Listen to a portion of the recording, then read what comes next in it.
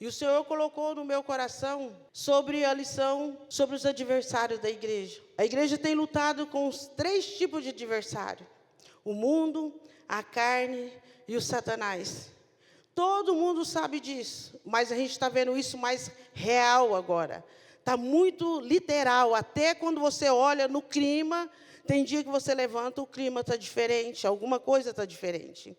E quando o Senhor colocou essa palavra no meu coração, eu estava estudando ela a semana passada, e pensando assim, mas por que eu foquei tanto nisso aqui, né? E lia, saía lá fora, pensava. Mas como que nós estamos vivendo os dias de aflições, de angústia? O mundo espiritual está aí em batalha. A gente vê que a gente está vivendo uma guerra, batalha, e o pastor Domingo falando de manhã, que nós temos que ficar atentos, que nós somos o povo mais sábio da terra, e nós temos que perceber que nós temos um adversário que ele está trabalhando de uma maneira que não deixa nós perceber e tira nosso foco e a nossa atenção da presença de Deus. Muito sutil que ele tem trabalhado. E ele tem trabalhado assim com coisas que nós nem percebemos. E lá em Efésios, capítulo 6, no versículo 12, eu estava dando uma lida, a palavra diz assim: porque nós lutamos não contra o sangue e nem contra a carne, sim contra os principados, potestade, contra os domínios desse mundo tenebroso, contra as forças do espírito mal, regenerado celestial. Então, nós não lutamos contra o nosso irmão. E a gente percebe que o mundo ele vem entrando devagarzinho, muito sutil, dentro da igreja. A gente não percebe, mas você vê assim que ele vem rasteiro, querendo nos enganar da presença de Deus. E quando ele quer tirar nós do foco da presença de Deus, algumas estratégias ele vai arrumando. Sabe, o Covid ele foi uma estratégia muito grande, distanciou nós das pessoas. Toda a vida eu tive dificuldade de abraçar mesmo. Estou corrigindo isso, mas eu tenho dificuldade sobre abraçar. Mas com o Covid isso afastou muito mais. Quando eu estava me treinando, eu destreinei de novo, agora estou voltando novamente. Ter abraçar as pessoas. Para mim, falando, o meu Valder é daquele que pega na mão de todo mundo. Eu não, tudo bem? Aí eu vou lá e corrijo. Bom dia, boa tarde. E a semana passada, na oração de manhã, depois que nós oramos, eu entrei numa angústia muito grande. Fui embora para casa angustiada. Eu acho que eu dei uma comentada meio por cima com a Luzia, Carrosa, falei assim, eu não estou legal. Estou muito angustiada. Mas era uma angústia, assim, de chorar, de vontade de gritar, vontade de correr. Sei lá de onde veio aquele negócio. Do nada. Aí eu cheguei lá em casa, a gente foi, caminhamos, conversamos, e eu angustiada. Parece que eu olhava até o sol estava amarelo, sabe? Aquela sensação estranha. E eu fiquei pensando assim, o que está acontecendo? O que eu fiz? Eu fui lá, orei. Falei, Senhor, eu não estou entendendo o que está acontecendo. E aí eu falei assim, já que eu estou assim, eu vou aproveitar e vou passar um Pix. Vou pagar uma loja ali. E depois eu só vou na lotérica. Quando eu abri assim, porque eu não guardo, gente, esse negócio de Pix para mim é uma dificuldade ainda. E aí eu abri o caderno para passar, o senhor falou, você não vai passar Pix para essa pessoa, você vai lá na loja dela. E eu tentei insistir, ele falou, você não vai passar, você vai lá na loja dela. Aí eu passei na lotérica, paguei, e cheguei lá na loja, e o senhor falou para mim, assim, você vai chegar lá e vai dizer para ela, você não vai dizer que você foi lá pagar. Você vai falar para ela assim, eu estava com saudade de você, por isso que eu vim aqui hoje. Já deve ter uns 4 meses que eu não vou lá, só passando. E isso é uma coisa que está trazendo, tirando a gente de ter contato com outras pessoas. Passei rapidinho na lotérica, entrei lá na loja, quando eu cheguei na porta da loja, que ela disse assim para mim, minha amiga, eu disse, então, né, eu estava com saudade de você, eu preferi vir aqui pagar. Quando eu falei isso, ela começou a chorar. E chorar, né? E eu fiquei olhando assim, falei assim, posso fazer alguma coisa por você? Aí ela sentou, bebeu uma água, e eu fiquei ali. Na realidade, eu saí às 8 de casa, voltei às 11h30. E sentei com ela, ela pegou e começou a tirar remédio da gaveta e disse assim para mim, a semana passada eu fiquei a semana inteira deitada. Ela tem só um filho de 11 anos, o marido trabalha na Serradinha, falou, meu filho levava comida na cama, o meu filho que passou pano na casa, o meu filho que conversava comigo, eu ficava no escuro, e aqui é o tanto de remédio. Mais de 12 remédios ela estava tomando. Ela falou, eu entrei numa depressão, não sei de onde veio. E eu passei uma angústia, então era a angústia que ela estava sentindo. A angústia, o desespero que estava no coração dela. E ela diz assim para mim, se você não entra aqui, eu ia ligar para a Josi e falar que eu ia trabalhar, mas não ia. Vem aqui. Quando eu entrei, ela falou assim, eu ia passar essa corda no pescoço. Era questão de segundo, a hora que você entrou na porta. Então, aquela angústia que ela estava, o Senhor começou a colocar dentro dos nossos corações. Então, a gente vê que o mundo, ele está nos focando, ele está arrumando estratégia para nós não ter mais contato com pessoas. Porque isso é uma estratégia. Você passa o Pix, você não vê. Ó, está na conta. E quando você vai lá pagar, você olha e fala, está tudo bem? Como é que você está? Está legal hoje? Nós arrumamos essa facilidade também. E se nós não estiver muito atento, nós não vamos ouvir a voz do Senhor. Eu tenho dito para o Senhor, Senhor, abre meus ouvidos espiritual, para mim ouvir a tua voz quando o Senhor me dá um comando, eu saber para onde que eu tenho que ir e o que eu tenho que fazer. Então, naquele momento, eu entendi que esse mundo está entrando dentro de nós, trazendo uma facilidade, uma prática que é fácil, mentirosa, enganadora, tem hora. Porque não é fácil. É fácil você fazer isso, mas você não vê a pessoa, você não sente, você não cumprimenta, você está sempre correndo, tudo está passando da hora. E se você vê alguém, você fala, oh, é assim que nós estamos vivendo. E muitas vezes acontece no nosso meio. Você não vê o rosto das pessoas. Você nem sabe a dor das pessoas. Você nem conhece o vizinho da direita, da esquerda, da frente da tua casa. Você nem nunca viu, nem fez questão de ver também. E aí nós temos outros desafios. A carne. A carne, ela está de uma maneira que nós temos que lutar com ela todos os dias. Porque ela quer nos vencer todos os dias. E todos os dias ela quer nos enganar.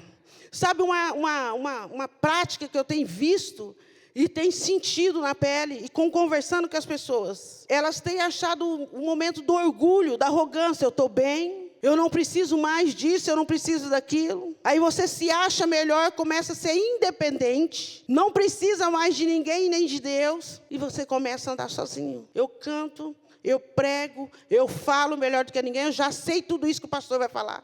Então, eu não vou fazer nem questão de ouvir. Isso é um orgulho que está entrando dentro de nós. E esse orgulho, ele está matando a igreja. Do saber, do conhecer, de achar que é melhor do que o fulano. Sabe, é uma coisa assim, a carne, se você não matar ela todos os dias, ela diz para você que você é bom. Ela quer mostrar que você é bom. Eu tenho todos os dias dizer, Helena, você não é nada disso. Você só é isso porque Jesus está na tua vida. Se Ele sair da tua vida, você não significa nada e Ele continua sendo Deus. Então, eu tenho visto isso acontecer no meio de todo mundo também. E o diabo, ele usa essa técnica, começa a colocar isso dentro de nós. Uma estratégia. E isso aconteceu depois que o homem caiu, né? Da queda do homem. E aí a gente começa. Nós, para ser cristão, nós temos que ser dominados todos os dias. Todos os dias você está se corrigindo, todos os dias você está se policiando, e todos os dias você está quebrando o teu eu dentro de você. Quantas coisas que nós temos vontade de meter o pé no bar e de falar assim, vou resolver o negócio. Nós temos lá na rua de casa, tem uns 3 meses que nós estamos numa batalha. O Tola sabe. Pensa num negócio doido que estava lá na rua. Ainda está. E eu levantava assim, eu olhava aquilo e falava, mas não vou perder o controle. Cristo está em mim. Levantava, falava para eles, bom dia. Dá vontade de falar, bom dia, vocês vão terminar isso quando? Bom dia, tudo bem com vocês? Tão legal? Tão legal. Mas a minha vontade era chegar e xingar todo mundo e mandar todo mundo. Até quando vai ficar com essa palhaçada aqui? Mas aí um dia deu uma chuva e eu falei, eu não vou perder o controle. Estou lá olhando aquele mundo d'água, aquela bagunça de barro. Aí vem um irmão de lá. E aquele irmão, mas eu acho que ele chamou o inferno inteirinho. E eu fiquei olhando assim. Saí de perto, falei, eu vou lá para dentro, né? Porque senão eu vou pegar o embalo junto. Se nós não tiver cuidado, nós saímos do foco daquilo que Deus tem para nós. Nós perdemos a direção de tudo aquilo que o Senhor tem para nós. Por quê? Porque a carne, ela sempre quer lugares confortáveis. Ela sempre quer lugar que é bom para ela. Sabe aquela pessoa que vai pedir conselho quando o outro fala, eu quero atrás de alguém que vai falar o que é bom para mim, que vai massagear meu ego. Quando ele começa a cobrar, aí ele já não é mais o teu amigo, porque ele dizia, meu amigo, mas falou isso para mim, mas o amigo é o que fala a verdade. O amigo que ensina você a pecar, ele não é teu amigo. O amigo é aquele que fala a verdade. E a nossa carne, a nossa alma, ele gosta de ouvir mentira. E a gente tem visto isso acontecer também. Quando cobra, chama para a responsabilidade, eu vou para outro ministério. Porque esse ministério aqui, ele não dá mais, não serve para mim mais. Esse dia eu estava ouvindo um pastor pregar e ele estava falando sobre isso. As pessoas não aceitam mais ser corrigido. Quando ela é corrigida, ela acha que ela é melhor e que ela tem a posição melhor, ela não vai aceitar. Eu vou sair, fica aí, eu vou embora. E nós estamos trabalhando com esses desafios dentro da igreja. E o diabo tem aproveitado da oportunidade. E a gente sabe que a vinda do Senhor está muito próxima. E ele sabe que ele está perdendo a batalha. Que os dias dele estão contados.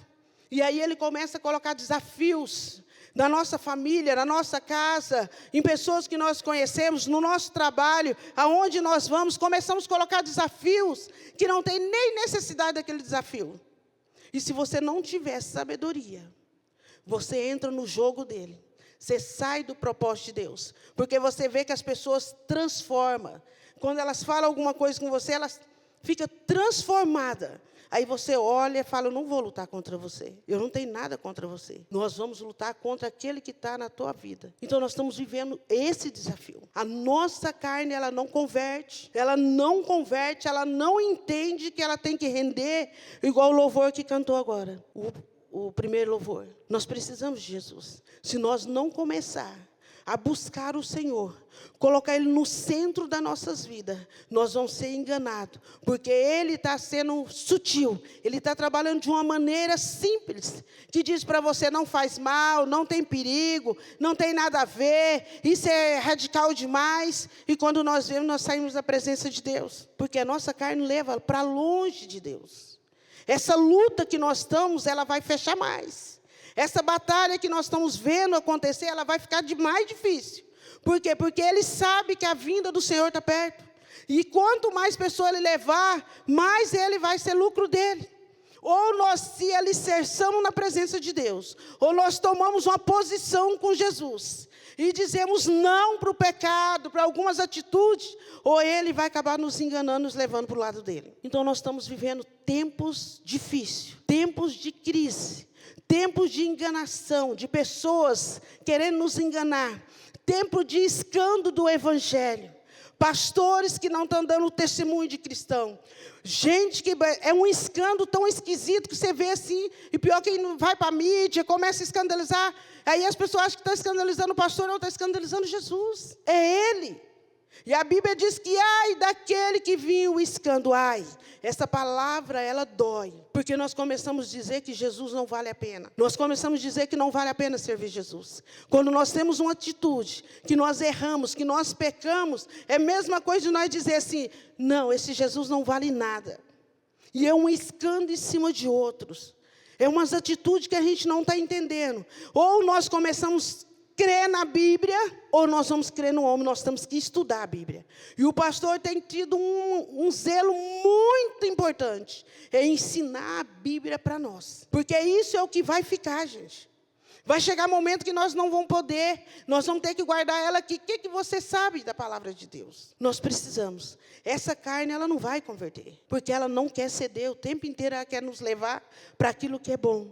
Mas o Satanás, ele trabalha junto com essa carne, querendo nos enganar, querendo tirar o foco, querendo mudar a nossa direção, querendo falar para nós coisas que não existem. Mas aí nós temos uma arma, e essa arma eu acho ela maravilhosa. Lá em Efésios capítulo 6, no versículo 18, essa é a nossa arma que nós vamos ter que lutar. Nós vamos ter que nos mudar a nossa direção, começar a buscar o Senhor, pela nossa casa, pela nossa família, pelos nossos filhos, pela nossa geração, porque senão não vamos alcançar. Vocês podem ver que está perdendo a força. Parece que a flecha, igualzinho a irmã falou aqui, colocou os irmãos, e quando chegou lá no final, ela falou, a flecha não está, ela está desviando. Porque é um ensinamento na casa, é um ensinamento na escola, é um ensinamento aqui que nós falamos, e é ensinamento dos amigos, que distorce, que muda as conversas, que você tem que ficar atento o tempo inteiro. Eu falo o tempo inteiro de Jesus para Carlas. Por quê? Porque eu sei que se eu falar e implantar Jesus na mente dela, ela não vai errar o alvo. Não vai adiantar eu brigar com o mundo, eu tenho que falar com ela. E é o tempo inteiro eu falando com ela. Quando foi essa semana, Passado eu levando ela e mais 3 amiguinhas, na realidade nós temos que cortar borboleta. Eu trouxe elas para cortar. Aí uma diz assim para mim: tia, a senhora sabia que no time que eu estou agora tem uma menina de 12 anos que pediu namoro para outra de 12 anos? Mas elas que não, porque ela é da igreja, não tem nada a ver. E ela aceitou, tia. Aí eu falei para a Carla: fala para elas o que a Bíblia diz sobre isso. Fala para ela. Ela falou: a Bíblia diz que tem macho e fêmea, homem e mulher. Não diz que tem mulher com mulher. Então vocês veem que o negócio lá vai. Filha de cristão. E o negócio aí vai descambeando. O quê? Que nós temos que impregnar Jesus na mente dos nossos filhos.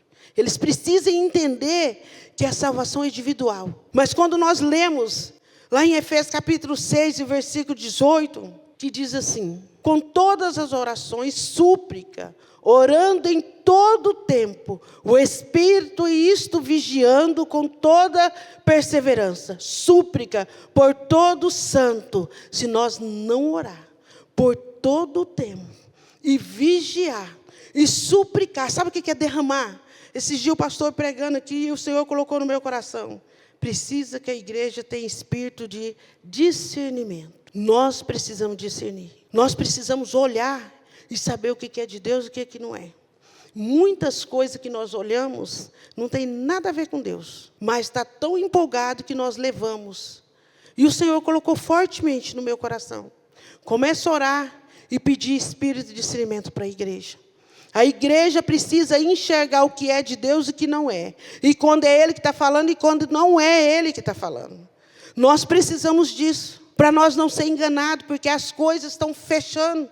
Pessoas de nomes, pregadores, cantores de nomes. E está na mídia arrebentando, palhaçada, brincando com a fé dos outros, brincando com a vinda do Senhor, achando que Ele não vai viver, que Ele não vai voltar. Mas Ele está próximo. E é por isso que nós estamos vivendo esse desafio tão grande. Então, que o Senhor, nessa noite, nós possamos orar. Eu quero orar. E nós vamos orar, pedir ao Senhor que Ele traz um espírito de discernimento para nossas vidas. E que nós vamos olhar algumas coisas e nós vamos ver quando Deus está atuando e quando Ele não está atuando. Porque Ele fala em língua, Ele pula, Ele grita, Ele imita. Nós fomos uma vez num congresso. E eu sempre sou mais veacona, assim, sou na minha, sabe? Começa muita coisa, eu já fico de um lado. E aí começou uma irmã, e essa irmã pulava e gritava. E eu estou lá num canto, quietinha no canto ali, olhando. Já saí para lá, eu já perdi a unção. E de repente o Senhor falou para mim assim: não tem nada a ver. Eu não tenho nada a ver com isso aí. E eu fiquei quieta. Aí o Senhor falou: vai lá, põe a mão na cabeça dela. Você vai ver o que vai acontecer. E eu pensei: eu vou entrar num negócio desse que não tem nada a ver. Aquele monte de gente achando o máximo. E eu não sei como que foi. Foi como se tivesse me dado um empurrão. Quando eu pus a mão na cabeça da irmã, a irmã caiu endemoniada. Ela andava igual uma cobra. Vocês querem ver pregar nessas igrejas? Várias igrejas. Quando a gente começa a andar, você começa a ver coisas que a gente fica assim, triste de ver o que está acontecendo com o evangelho. Literalmente o diabo está fazendo o que ele quer, usando pessoas mentirosas. Esses tempos atrás eu fui numa igreja, a Carla não gosta nem que fala. E quando eu terminei de ministrar a igreja e falei sobre máscara, que eu comecei a falar e que eu disse assim: em nome de Jesus, caiu o líder de mocidade, caiu o presbítero, caiu... Sabe, eu fiquei assim, atrapalhada no meio daquilo. Foi caindo e urrava, quebrou cadeira, a cara ficou apavorada. Agora, como que um líder vai conduzir uma igreja, umas pessoas daquele jeito? Mas por que está acontecendo? Porque nós não estamos buscando. Eu falei para a igreja, vocês têm que orar. Como que vocês aceitam uma situação dessa? Vocês precisam ouvir a palavra de Deus. Vocês precisam entender. Sabe que hora que nós estamos dentro da igreja? 00:30, tentando arrumar tudo aquilo, aquela bagunça que virou, quebra cadeira, derruba coisas. Vocês tinham que... 00:30, eu cheguei na minha casa quase 1h da manhã. É isso que o diabo está fazendo com o evangelho. Mentindo, enganando, colocando máscara nas pessoas, veste como cristão, anda como cristão, mas não tem atitude de cristão. Não adianta eu falar de Jesus e não viver Ele. Não adianta. Eu preciso falar de Jesus e viver Ele. Ser real. Eu preciso andar debaixo da direção dEle. E eu creio que o Senhor está levantando uma geração aqui nesta igreja, que ninguém vai enganar essa geração, que ninguém vai passar essa geração para trás, que ninguém vai iludir essa geração, porque a palavra de Deus está sendo pregada aqui, em nome de Jesus. Jesus vai levantar homens e mulheres cheia de Deus, que quando ele levantar uma pessoa que dizendo que é de Deus, a pessoa vai mandar ela calar a boca e ela vai calar a boca. Nós precisamos disso. E isso, sabe onde que nós vamos buscar? No joelho. É orando e pedindo que o Senhor nos dá sabedoria e espírito de discernimento. Pede isso para o Senhor, porque nós vamos ser enganados de querendo enganar nós de todo jeito. Pede para o Senhor. Senhor, me dá espírito. Começa algum movimento, começa a dizer para o Senhor, Senhor, me dá um espírito de discernimento. Não interessa se você não está no mesmo movimento, mas começa a observar como cristão, com o olho de Jesus. Fala, Senhor, eu não estou entendendo. Sabe, irmãos, quando eu tenho alguma coisa que eu não entendo, eu falo para o Senhor, Senhor, eu não estou entendendo. Não sei o que está acontecendo. Será que Deus só está aí, eu estou morta? Aí eu começo a ver. Ele começa a falar no meu ouvido. Não tem nada a ver. Eu não estou nem passando aí perto. Não tem nada a ver comigo. Isso nós precisamos pedir para o Senhor. Porque nós vamos chegar dias que nós vamos precisar desse espírito de discernimento. Porque está acontecendo coisas que não dá para acreditar que é a palavra de Deus. Mentindo, usando a palavra para ganhar dinheiro. Usando a palavra para distorcer aquilo que Jesus falou, que é verdade. Jesus veio para quê? Para pessoas. Ele veio para salvar almas. Ele veio para transformar a vida de pessoas. Tudo que passar disso aí, gente, não é de Deus. Ele não veio para trazer riqueza para ninguém. Ele veio para transformar a minha vida, a tua vida, a vida dos outros. Para libertar aqueles que estão cativos, prisioneiros. É para isso que Jesus veio. Passou disso, é o homem que está acrescentando. Porque eu não achei lugar nenhum que Jesus veio para outras coisas. Ele veio para isso. Ele veio para transformar nossas vidas.